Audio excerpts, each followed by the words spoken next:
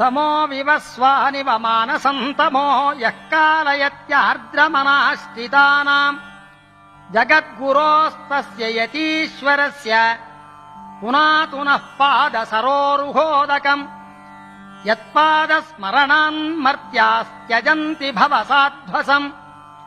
रामानुजस्य तस्य श्रीपादतीर्थम् पुनातुनः यन्नाम स्मरणान्ध्रीणाम् सर्वसिद्धिर्भवेदिह पुनातु लक्ष्मणार्यस्य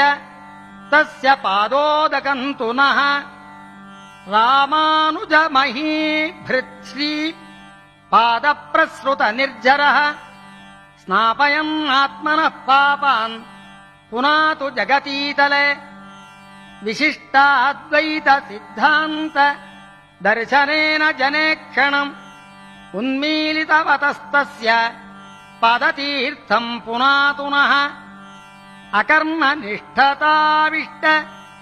पिशाचोच्चाटनक्षमम् रामानुजमुनेस्तस्य पादतीर्थम् पुनातुनः स्वाङ्घ्रीप्रदर्श्य मूकाय यस्य संसात्मसद्गतिम् तस्य श्रीलक्ष्मणार्यस्य पादतीर्थम् पुनातुनः